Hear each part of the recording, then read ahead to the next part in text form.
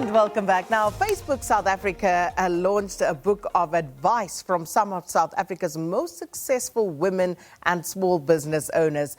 The book, called Inspiring #Changemakers, Lessons from the Life and Business, is a collection of inspiring, insightful, real stories from 13 successful women from a diverse range of backgrounds and industries. And it includes stories from women like Dr Precious Moloi Motsepe, Nomzamo Mbatha, Bonang Matheba, Mogau Seshoene, and Prof Thuli Madonsela, Costantinides, and many others as well. So to tell us more, we're joined now by Facebook Africa's Regional Director, Nunu Njingila, as well as one of the women featured in the book, entrepreneur Rivets.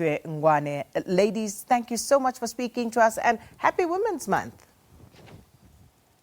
Thank you so much. Happy Women's Month to you too. Yes, and to you too. Nunu, let's start with you. The concept for this book, how did that come about? And also, just looking at it, and I read through the electronic version, that the stylized pictures of the women being interviewed, how was all of that conceptualized? There are so many amazing stories, women doing fantastic things in South Africa. And right earlier on in the year, we thought it would be absolutely amazing if we brought together a collection of stories. At that time, we didn't even have a number. We wanted to bring a collection of stories so that we can display the diversity of careers, of success stories across a very broad spectrum. So we went about looking for women that we believe had been successful in what they were doing, but most importantly, women who had doing work that is significant in the community. So yes, in the book, you will find women, business entrepreneurs, you'll find social entrepreneurs, you'll find philanthropies, you'll find stories from a broad spectrum of women. And what we wanted to do as Facebook is to inspire the next generation of men and women, inspire a generation of young people, so that in future we can all achieve the equality that we're looking for. And the women that do feature in this book, Nunu, why did they stand out for you? The reason why they stood out is it was their lesson. Most of them had if somebody had a business, they then took whatever business, whatever career that they had, they took that from just a business and they made that significant in their community. So we were looking for both that, the success, and we were looking for the community involvement. So you'll see that a lot of the stories, if you take Thuli Madonsela, for example, had a fantastic career, but you see the work that he does today in the community. You take Bonang, for example, a successful career in media, but she's taken that and she's now helping women in her community. Similar to Mbatha, she's doing amazingly well in career in acting, but she's taken that to her community. And it truly is a story about women building themselves and building those around them. And we hope that those stories will inspire the next generation. So, Rivets, you are here to inspire us. Talk to us about your journey of entrepreneurship. To be honest, really, my journey in entrepreneurship started all the way in university when I had established a plastic recycling business. And through that journey, obviously, I learned a lot, and I learned a lot about the industry and manufacturing as a whole. So when I was then deployed into recycling what is now considered scrap tires in the country to assist the government in moving tires from landfills to actual use, I used my background in manufacturing and recycling to establish the factory that we have today, which takes scrap inner tubes of a tire, and we produce bags for the mining industries and retail bags as well that the everyday individual can purchase. But it hasn't always been easy. Your first venture with a friend ended up with you both wanting to go in separate ways, different directions, as it were. And just reading through your story, you seem to have thought at the time that that may be the end of the road for you. And I'm sure there are many people, many women and men also, who feel exactly that way as entrepreneurs starting out. But how did you overcome those feelings of despair and relaunch yourself?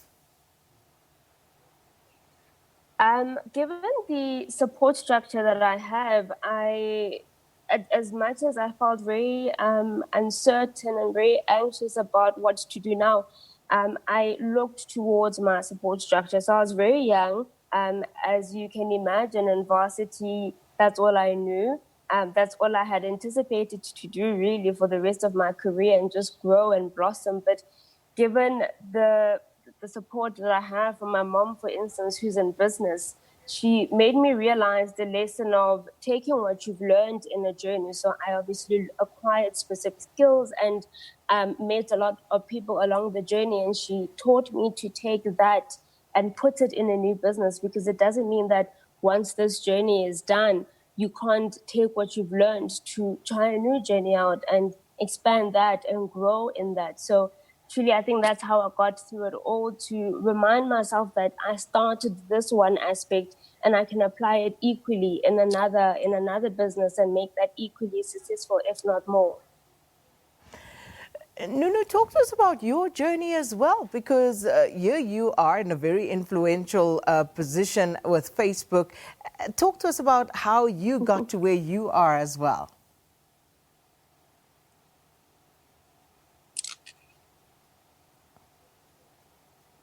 My journey my journey is a very long journey over the last 25 to 30 years. I think what I can say really about who I am and what I try to tell young people is that whole idea of staying open and staying hungry and making sure that you're curious. And that's what I live by. So I started my career, as you all know, in advertising. And I left advertising because I was equally despondent about my journey in advertising at the time. I just come out of school and I went into advertising, very, very despondent. I went on and did marketing, and I decided to go and qualify in business. But I decided to come back because I really felt that there was something that still needed to be done. That I thought there was something that needed to be changed about the industry that I had worked in, that I loved, but I was feeling very despondent about. And I came back, and I think I had a good 15 years. And really my mission there was really around how do we transform not only the industry itself, but just transform how people are seen through the work and the images that we put out every day. And that became my lifelong mission in advertising. I stayed there for 15 years and had a great career.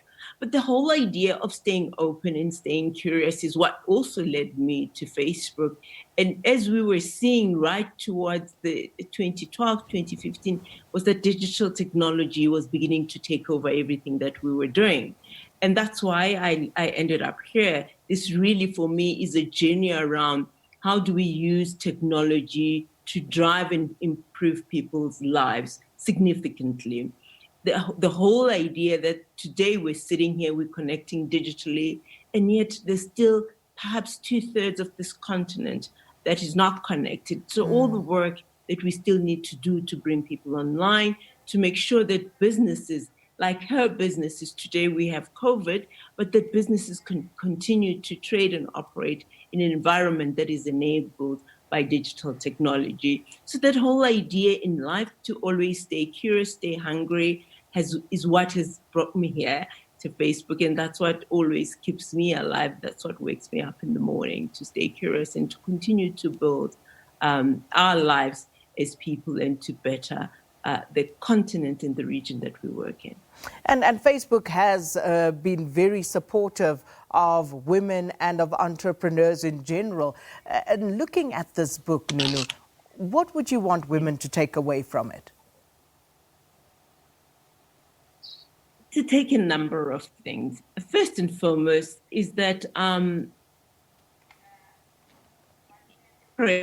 or whatever you've chosen as your dream, go out there and fight for it. And women talk a lot about that, the passion to go ahead and live your dream.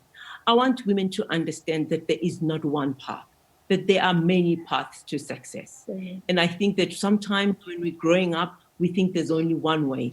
I am testament, and a lot of women in this book are testament to the fact that there is so many ways that not only can you achieve success, but many ways of achieving significance.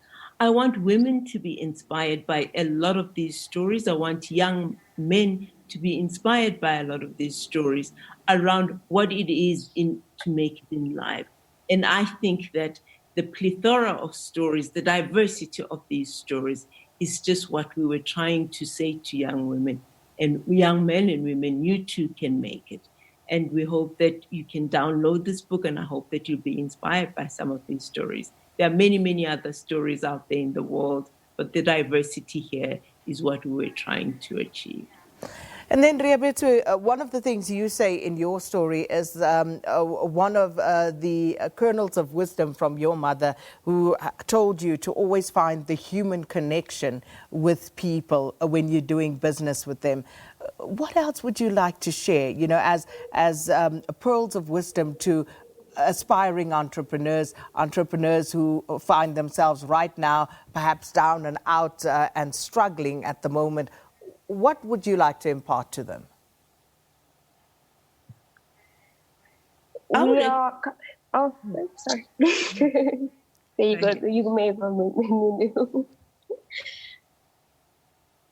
a Yes, Riabethu. I think we are enduring quite tough times at this point in time where everything feels like it is not possible. And we are probably questioning, for those that might have thought to go into business, they might be questioning the validity of their dreams, the validity of their businesses. Those that have started in business are probably questioning, how do I navigate during these times? Where do I go now? Because times have slightly changed. We are doing things very differently, as Nini has mentioned. So I think during this time, it's important to still remember that your dreams are valid. It's important to remember that this is a passing phase. At some point in time, it will all come to an end, but life still has to continue. And we will still have to continue with the very same dreams that we have, but thought differently and done differently. So I would like to implore a lot of people to revise how they do things, and considering the times that we're in now and how things are changing, to factor that into their dreams, their businesses, reinvent yourself, reintroduce yourself to the world as something that's needed, you know, but you are still valid at the end of it all. And just finally to you, Riabethu, you say that your 3 dream dinner party guests are Angela Merkel and Barack and Michelle Obama. Why them?